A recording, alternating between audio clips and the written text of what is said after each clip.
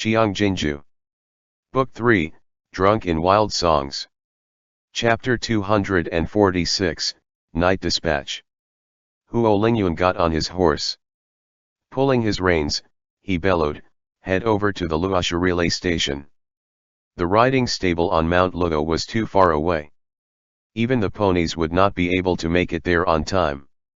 Huo Lingyuan could only opt for the Luosha relay station, which was closer. That place was near the Shazan camp and it was a supply station for the transmission of messages between Mount Luo and Libei. The ponies' panting began to intensify. The weather was too hot, and the physically strong and healthy Jin Yue all had to pour water over themselves to avoid getting heat stroke. Huo Lingyuan rode northwest from the riverbank of the Hashi River for a full 4 hours. By the time he was able to see the relay station, it was already dark. Dead bodies. A Jin Yue raised a finger to scratch his nose and said from the back, "It's all dead bodies here." An armored cavalryman sprawled face down before the open main gates of the relay station. He had already been dead for several hours, and his blood had soaked the ground black. It would not be long before the body under the heavy armor would begin to stink. The Jin Yue dismounted from his horse. Without turning over the armored cavalryman's corpse, he crouched down to examine it for a moment before saying to Huo Lingyuan, "He was a real man." Huo Lingyuan looked at the arrows on the armored cavalryman's back and nodded. There were 2 arrows on the armored cavalryman's back. It was with these 2 arrows in tow that he had galloped his way to the relay station, where he finally closed his eyes. The Jin Yue stood up and covered his mouth and nose. With his other hand, he shone the torch forward. "This place." His voice came to an abrupt halt. Corpses were strewn all over the relay station. The postal relay station master had been hung up on the flagpole, like tattered rags hanging out to dry in the silent night. Huo Lingyuan took over the torch and moved in for a closer look, only to realize that the station master's head had been hacked off. "The horses have all been hacked to death," the Jin Yue illuminating the stable said. "Even if someone survived, he won't be able to make it to Mount Luo and Shazan camp before daybreak. The falcons are dead, too." The door to the falcon cage had not been securely closed. Falcons that had yet to break free of their ankle chains all had their necks snapped. There were no survivors in the Luosha relay station. Even the stray dogs they had been feeding here had all been slashed to death. The Bianchi cavalry had been here. Grasping the torch in hand, Huo Lingyuan fell deep in thought.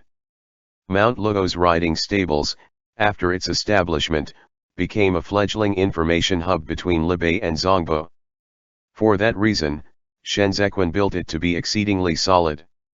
800 people were stationed at the Luosha relay station, with not only the Libei armored cavalry, but also the Zhongbo garrison troops. It was equivalent to a small-scale military camp. Emergency reporting points had been set up on the 4-way bridle paths, and the watchtower could keep a watch on 3 sides. Several days ago, Lu Guangbai had even asked the Luosha bridleways to step up vigilance. There was no negligence to speak of at all. "The Bianchi cavalry are skilled at launching surprise attacks," the Jin Yue said. Back then, they launched a surprise attack on the Bianbo camp. "Bianbo camp."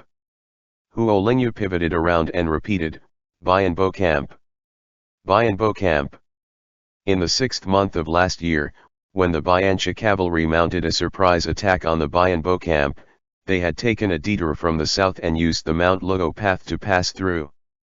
Shenzhequan and Xiaoqiye later blocked off all access to that path, but there was no way the area near the Hashi River to the east could be choked off. The Bianchi cavalry came here before during the reign of Xiand, and they know the terrain here like the back of their hand. The relay station connects Mount Luo and the Shazan camp, and it stands right on the path of the Bianchi cavalry once used to head for Mount Luo. Huo Lingyuan jumped up the stairs in a few steps and pushed the door open. For them to be able to launch a surprise attack here away from spying eyes, their numbers must have been small. The Jin Yue gave a helping hand and lowered the station master from the flagpole. "Very likely," the ones who infiltrated their way in are the scorpions. Whether or not it was the scorpions, Hassan cut off the relay station because he did not want news of the surprise attack on Mount Luo to make its way to Libei. He was delaying the reinforcements. But this group of Bianchi cavalry who had launched the surprise attack did not stop. Based on the direction of the bridle way, Huo Lingyuan guessed Hassan planned to have this group of people continue on south to directly sever the connection between Dun province and Duan province, so that Duan province would find itself isolated and cut off from help.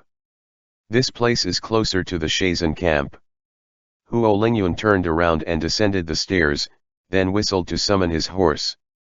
We'll continue to head north. We can reach Shazan camp before daybreak and ask Libei for reinforcements. Huo Lingyuan could not make it in time to Dun province. He could only choose one path, and that was to get the Libei armored cavalry at the Shazan camp to head south immediately to assist Duan province. But this meant that Duan province and Dun province had lost all information, especially Duan province, which would be the first to bear the brunt. If anything were to go wrong with Shazan camp's reinforcements, Duan province would face complete annihilation. Huo Lingyuan cracked his horsewhip. Time was of essence. He had to be fast. The Jin Yue galloped away as if they were chasing after the stars and trying to catch up with the moon. They broke through the silence on the bridleway and moved fast among the shadows of the trees. Huo Lingyuan's breathing was slightly urgent. As he had been riding on the horse for a long period of time, his inner thighs were burning with stinging pain. The saddles were damp, and their cheeks were slick with sweat. Not having the time to rest these few days, they were all like strings stretched taut with tension. Hurry! Huo Lingyuan clenched his horsewhip tightly and raised his arm amidst the jolts and bumps. But before he could lash out, the horse under him neighed as its knees buckled and it went down. Huo Lingyuan promptly covered his head with his arms and rolled to the ground. Specters dashed among the shadows of the trees on both sides of the bridle path. Huo Lingyuan leaped to his feet and drew his blade out as he listened to those rapid footsteps breaking through the bushes to lunge at him. Tripping rope. A Jin Yue following close behind him reined in his horse and shouted, "There's an ambush."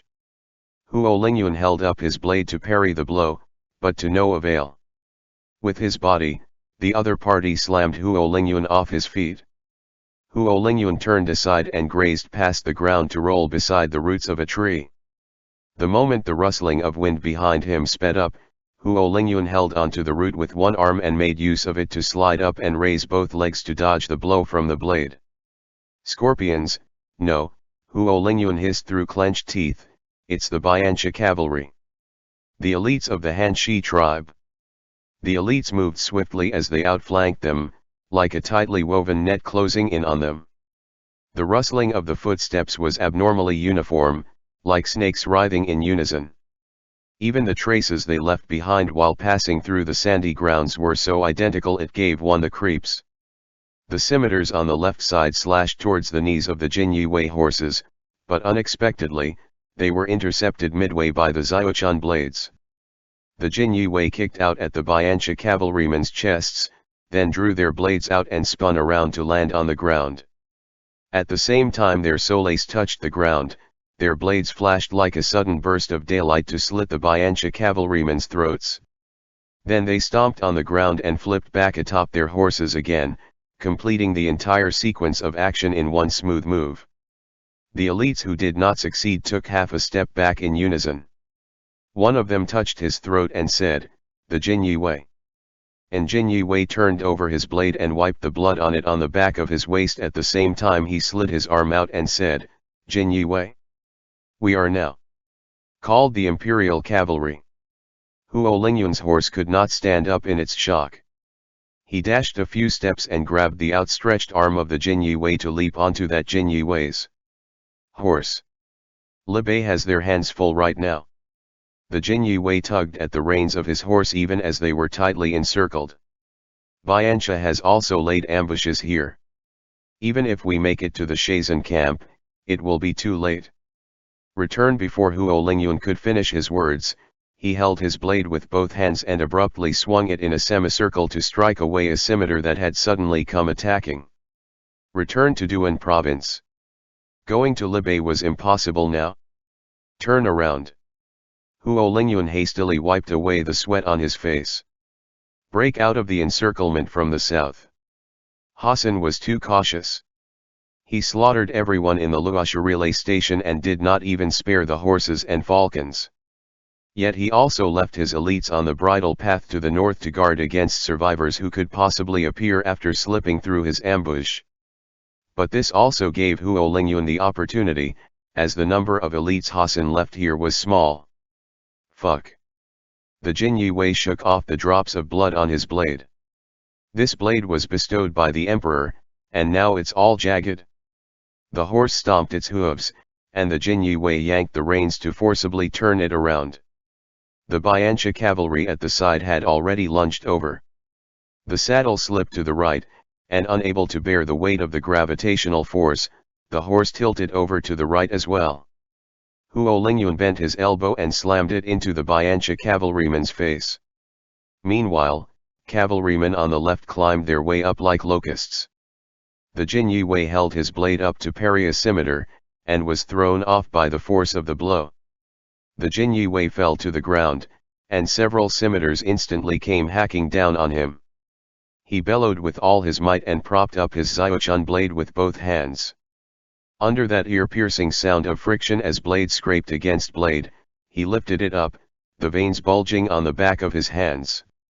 I can't hold on anymore, the Jin Yi shouldered the force of several men as he lay on the ground with his neck raised, panting heavily and sweating profusely. With protruding veins on his temples bulging, he strained himself to say, "Come on, fight." Huo Lingyuan, however, rode the horse away. The Jin Yi almost deflated with disappointment and cursed, "Motherfucker." With the horse, Huo Lingyuan slammed away the Biancha cavalryman. All that lay between his tightly pursed lips was the taste of salt. That was not sweat but the blood from having bitten through his lips. After galloping for some distance, he spun around and kept his blade away into its sheath. Then he rode straight back, his horse's hooves trampling through the superimposed human shadows. The Jin Yi's slipping arms could not block the blow anymore. The Biancha cavalryman's head was almost right in his face. At the critical juncture, the pungent smell of gunpowder wafted into the Jin Yi's nostrils, choking him. The deafening explosion was accompanied by the splattering of blood that spurted all over the Jin Yi's face.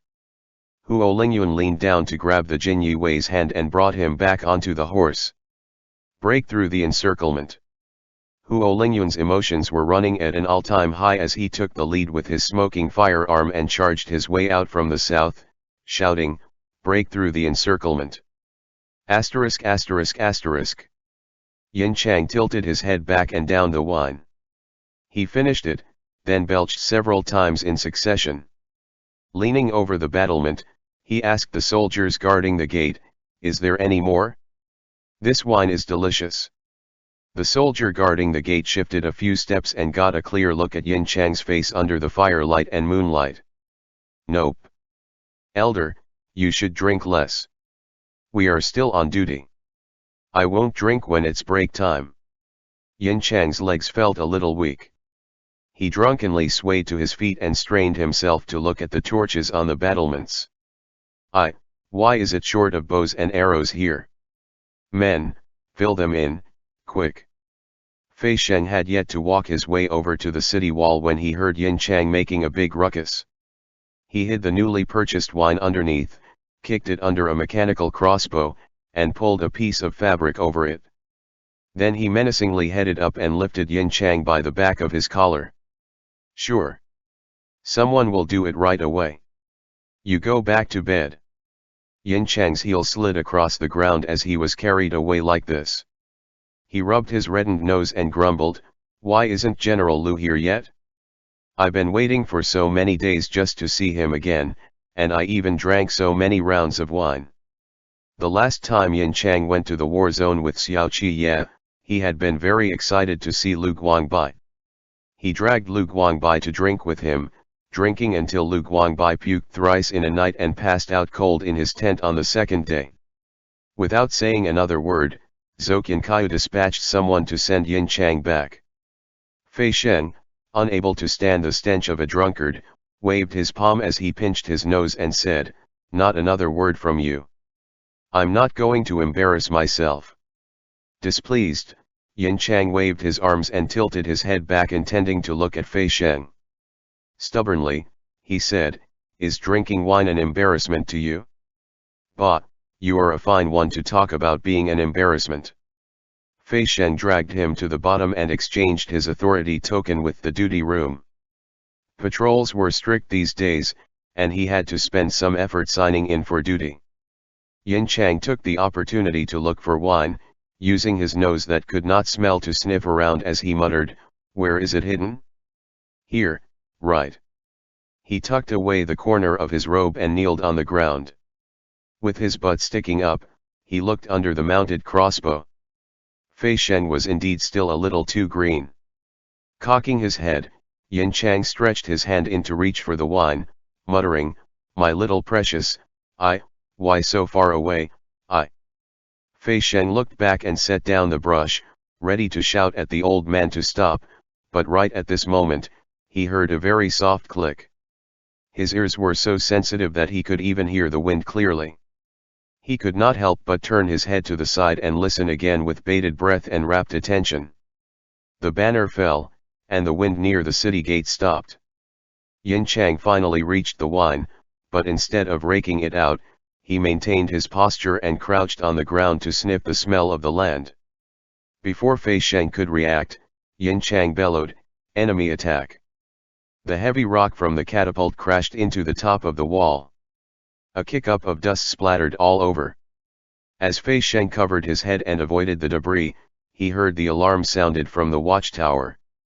A soldier from the garrison troops raised the drumsticks and began pounding on the drum, shouting, "Enemy attack, enemy attack. Get the fuck out of bed." Fei Shen pushed aside the soldiers and rushed up the city wall. When he got a clear look before Duan province, he sucked in a chilly breath. Yin Chang climbed to his feet, patted a garrison troop passing through with the sheath of his blade, and barked, "Light up the beacon and reported post-haste to his lordship." Yin Chang stomped up to the city gate and pulled over Fei Shen. "Take your authority token with you and lead the Jinyi way to pack up and protect his lordship and the various advisors." Yin Chang's reddened nose twitched twice. Without looking out of the city, he pointed to the smoke signal tower at the side. "If the smoke signal here starts burning, then Xiao Shen, protect his lordship and head west to Dun province." Shenzhequan had yet to go to bed. He was under the lamp, pinching the center of his brows as he listened to Kong Ling speak on the matter of the dam when he heard chaos break out in the courtyard. Qiao Tianya lifted the bamboo blinds, and Ding Tao and Li Xiong followed him in. Kong Ling stood up and asked, "This?" "Master," Qiao Tianya secured his blade. "The Biancha cavalry has mounted a surprise attack." The advisors in the hall all stood up with an exclamation of surprise. Yao Wenyu immediately looked at Shenzhequan and said, "The reinforcements from Libei aren't here yet." Shenzhequan put down his arm and stared at the candlelight. After a moment, he said, "Duan province didn't get any updates. Either the battle zone has fallen into the enemy's hands, or Mount Luo is lost to us." Everyone in this room was a scholar. Those like Gao Zhongxiang who had never experienced war looked even more ghastly pale. They all looked at Shenzhequan. The prefectural lord was everyone's pillar. Shenzhequan could not show fear at this moment. He set the lid of his teacup straight and rose to his feet. Ding Tao shook open the overcoat and made to drape it over Shenzhequan, but Shenzhequan turned his palm aside to block his attempt. The prefectural lord said, "Get Yang Shan Shui." End chapter. Qiang Jin Jiu. Book 3, Drunk in Wild Songs. Chapter 247, The Sovereign. Where are the mounted scouts? Dead. The garrison troops who had been startled awake followed closely behind Yin Chang. All the scouts in the perimeter were wiped out. No one returned. Yin Chang filled his wine bag to the brim and hung it back at the side of his waist. As he slotted his blade, he spat, "That son of a bitch Hassan." No movement from the relay stations, and all the scouts were dead. Unable to get the news out, the reinforcements would not come. "Reorganize the scouting squad," Yin Chang said. "Wait for an opportunity to get out. We have to light up the smoke signal tower before daybreak. Only then would Libei, Dun Province and the Bianjun Commandery will receive the news." Duan Province once suffered a massacre because the scouts could not outrun the Bianchis horses. That was why Shenzhequan imitated the Bianjun Commandery's 10,000 li beacon tower when he established the four-way bridleway of Duan Province. As long as these three tower routes were lit, the three parties would know that Duan Province was in imminent danger. Yin Chang had only just lifted the flap of the tent when he heard the thump, thump, thump pounding of the battle drums outside the city. The Biancha cavalry was sounding the drums. Yin Chang broke into a run towards the top of the city wall. As he ran, he shouted with all his might at the top of his voice, "Ready!" The archers between the battlements drew their bowstrings in unison, holding their breaths as they focused their gaze outside of the city. Cylindrical drums had been secured on both sides of the Biancha cavalry's ponies, its reverberating beats through the night serving as the first sign of an impending assault.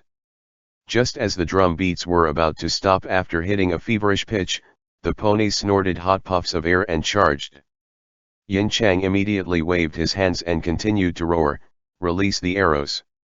Unexpectedly, the charging Biancha cavalry instantly split into two flanks, revealing the shield-bearing infantry behind. The infantry moved swiftly against the rain of arrows and pressed in towards the city gate. Duan Province faced the east. Its terrains were open and expansive, and it was near the Hashi River, too. Shenzhequan was digging canals here to make a trench, intending to construct a moat that could protect the city. But time was tight this year. Only the ditch at the east-facing main gate had begun to take shape, and the waters from the Hashi River had yet to be diverted over as well. Xiao Qi Ye cautioned Shenzhequan prior to his departure south, and so Shenzhequan removed the square bricks at the bottom of the ditch and replaced them with the caltrops the Libei army used. The city gate opened. Yin Chang led the Duan Province garrison troops and charged out to remove the passage planks on top of the trench before the Biancha cavalry stormed them. Without the passage planks, the Biancha cavalry would have no way of crossing over the trench to advance through the city gate. As soon as the rain of arrows from the top of the city walls stopped, the kerosene cans started burning.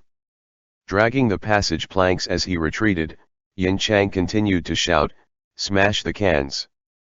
The kerosene cans on the battlements were smashed in unison, and the flames suddenly flared. The garrison troops leaned forward and threw the kerosene cans down with all their might. Oil splashed all over the infantry's shields, which went up in flames with a bang, but Yin Chang did not rejoice, for he had seen the infantry scatter to make way for the concealed head cart. Damn it! This kind of siege wagon was originally used as a cover for the digging of ditches. It had a screen shield in front, and an assault wagon at the back.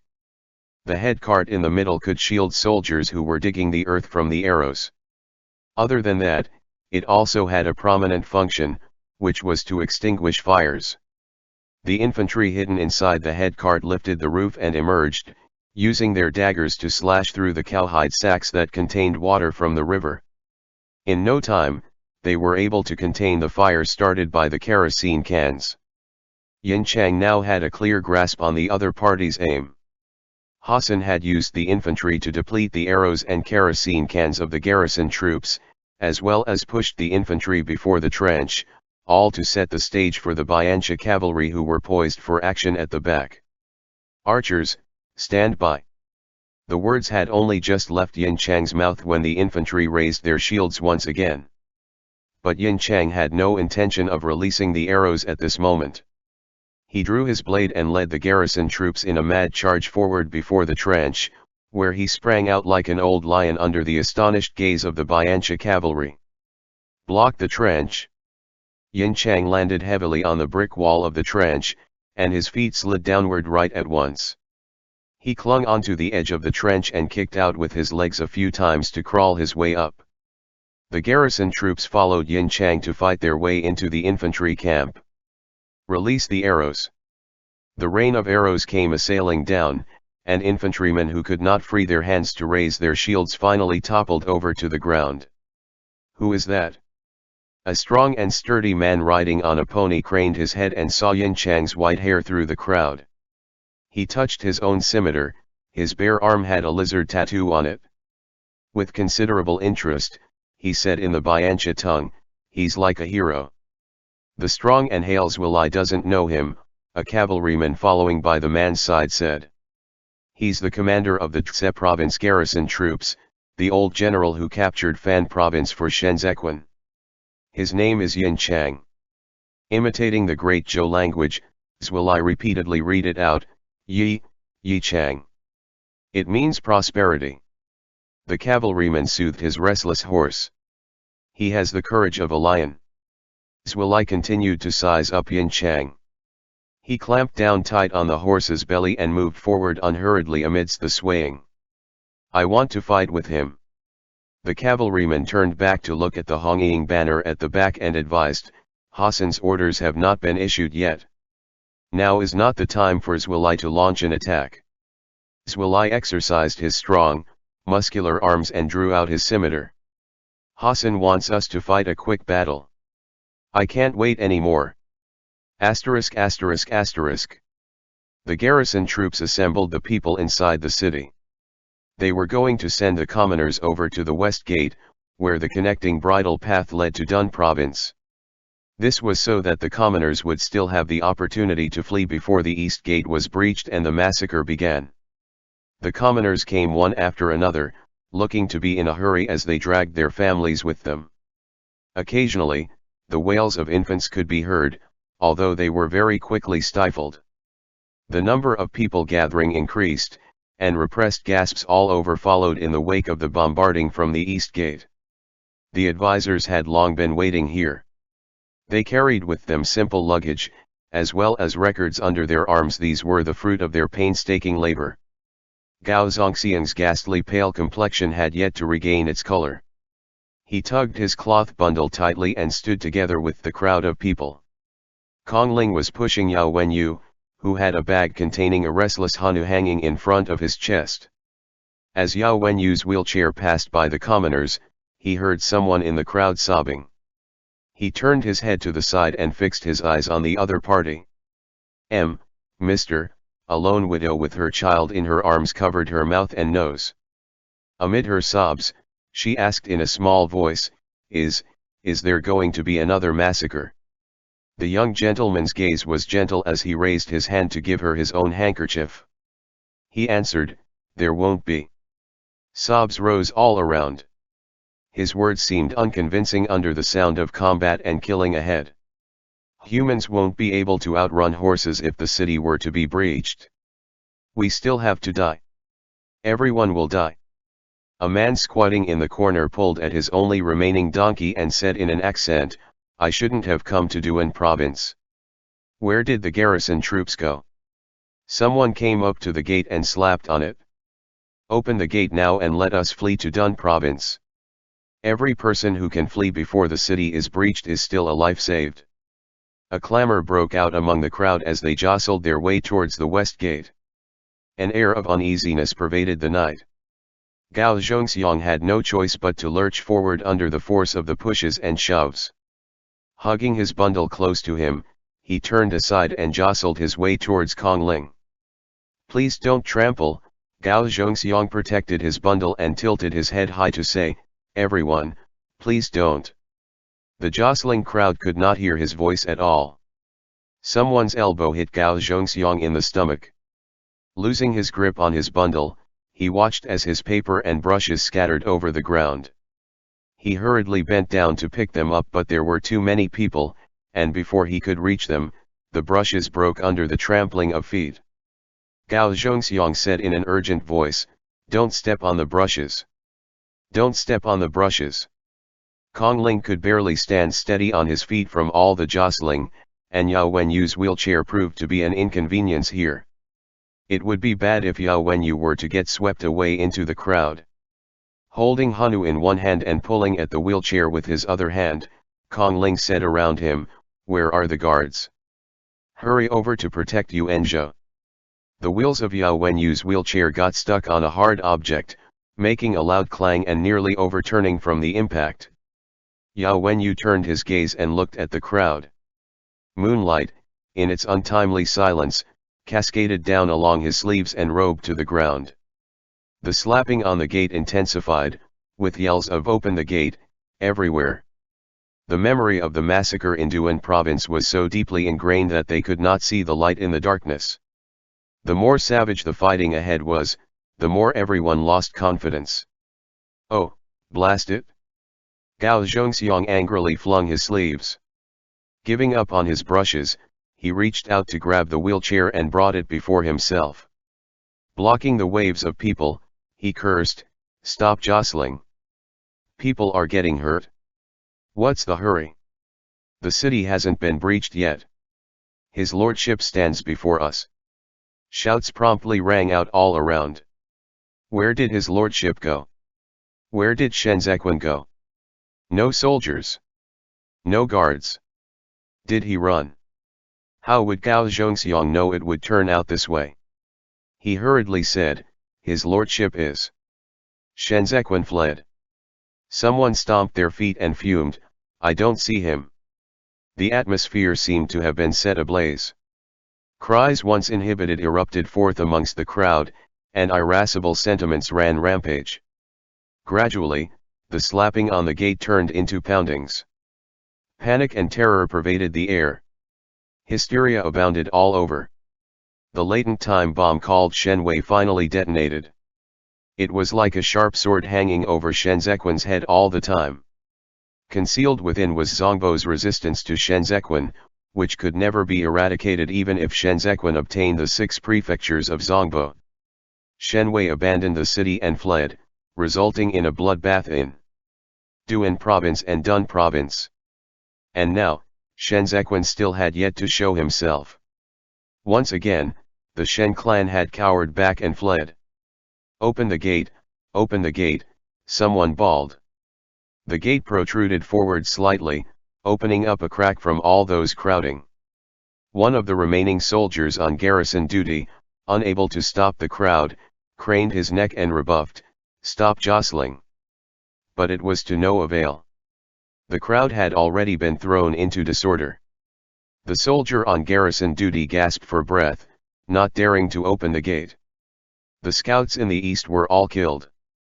No one would know if the Bianchi cavalry took a detour around to the west. If he opened the city gate now, he would be giving Duan province a stab in the back. The city would be really breached then. The soldier on garrison duty shoved the commoners with brute force. Drawing out the blade on his waist, he bellowed, "Who the hell gonna jostle again?" Kong Ling instantly said, "Oh no." Sure enough, as soon as the soldier of the garrison troops flashed his blade, pandemonium completely broke out all around. Cloth bundles and fists came raining down on him. The tide of people surged forth and yelled, "Open the gate." The garrison troops could not really kill the people. Protecting his head as he retreated, the soldier on garrison duty sensed someone seizing his blade and could not help but blurt, "Grab my blade and I'll start slashing." The city gate shook from the banging. Before the soldier on garrison duty could stand steady on his feet, a massive force suddenly came assaulting from the back. The entire city gate let loose a muffled bang as a battering ram broke the gate from the outside. "Fuck me." The soldier on garrison duty lay prone on the ground and got trampled upon a few times. He crawled to his feet and kicked out at the commoners blocking the way, frantically pushing them backward. To his own soldiers, he yelled, "Quick, block the gate." The Bianchi cavalry. The crowd shrieked in fear. Everyone scrambled backward in an attempt to flee. The Bianchi cavalry has breached the city. Dragging his blade, the soldier on garrison duty pressed his back up against the gate that was on the verge of collapse. He shouted in unison with dozens of other soldiers as they attempted to push the battered gate back into place. But then, the huge wooden battering ram outside struck the gate once more, the impact so forceful it made their backs numb. Yao Wenyu braced himself against the armrests of his wheelchair. Gao Zhongxiang and Kong Ling stood on each side, wanting to push Yuan Zhou away. Kong Ling's hackles were raised. Through that partially open city gate, he finally heard the long-awaited sound of horses' hooves. "I'll take Yuan Zhou through the alley."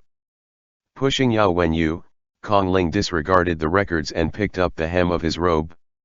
"Shinwei, run." Gao Zongxiang's hands were trembling badly, but he said, "I'll stay with you." The city gate was completely destroyed, and wood splinters flew all over. The garrison troops could not hold up against the onslaught of attacks, and the Bianchi cavalry galloped in over their heads and swung their scimitars at Gao Zhongxiang. The garrison troop soldier lunged and suddenly parried the scimitar. With his back to them, he said, "Run. Report to his lordship quickly. The west gate is down. Our garrison." Before he could finish his words, his head tumbled to the ground. Gao Zhongxiang involuntarily yelled out. His legs went weak, and he held onto the wheelchair for support, almost falling to the ground. Yao Wenyu saw the scimitar come attacking once again. His back was soaked in sweat. All of a sudden, he turned the wheelchair around to shield Kong Ling and Gao Zhongxiang. A column of light cavalry passed through the crowd so swiftly that they looked like a stream of mercury in the darkness of the night. A long sword that had been hurled forth stabbed into the throat of the Bianchi cavalryman. The light cavalry, meanwhile, had already charged to the front just as the other party toppled off the horse. Qiao Tianya reined in his horse, pulled out his own sword, and inserted it back into its sheath. He looked at Yao Wenyu as he gasped for breath and shouted to Ding Tao behind him, "Take the gentleman away." Yao Wenyu did not move. He gripped the armrests of his wheelchair tightly. As he turned his head, his eyes looked past Qiao Tianya to see Feng Tashuangyi neighing as it raised its hooves. On its back, Shenzequan's white sleeves flipped over. Yang Shanshui was like an enraged dragon, moving with swift efficiency as it passed through the Bianchi cavalry's throats like a sudden burst of lightning so quick one could barely get a clear look at it. Feng Tashuangyi passed over heads as it galloped towards the city gate. The imperial cavalry behind swept towards the Bianchi cavalry, the impact of their blades upon scimitars sending up a spray of sparks in the frigid wind. Qiao Tianya made to leave too, but Yao Wenyu looked at him, faint veins bulging on the back of his hands as he whispered to him, "Bring his lordship back." Shenzequan was in ill health, and he had ruined his right hand a long time back in Dun province. Moreover, he was now the master of the 6 prefectures. If he were to die on the battlefield in a moment of carelessness, then all the painstaking efforts of everyone in Zongbo would be all for nothing. Qiao Tianya showed no expression. Yao Wenyu looked pleadingly at him and enunciated, word for word, "The ruler who commands all doesn't put himself in harm's way." Shenzequan shook off the drops of blood on Yang Shanshui and reined in his horse in the open space. With his chest heaving, he faced the wind. The 2 fingers on his right hand throbbed faintly with pain. He stood at the very front, looking at the dusky world. He was not strong, but he would not fall. He was like an obscure grit in the daylight, and also like the shiny steel blade nailed to the ground right before the city of Duan province. He was insidious, cunning, unscrupulous, and even vindictive. He was not cut out to be an emperor at all. But Qiao Tianya leaned over and feebly flicked the center of Yao Wenyu's forehead. Just as Yao Wenyu thought he would do as told, Qiao Tianya turned his horse around and bellowed, "Unto death we pledge to follow his lordship in slaying the enemies." Light instantly broke through the horizon, and the vast expanse of darkness dispersed in the blink of an eye. Shenzequan's blade slipped past the outer side of his thigh, and the sharp edge of his blade shot straight out in the light. Like its master, Feng Tashuangyi would only move onward. Onward! The imperial cavalry sternly shouted in a chorus of voices, unto death we pledge to follow his lordship in slaying the enemies. In the eyes of these people, he was the sovereign who heralded the dawn of a new era. End chapter.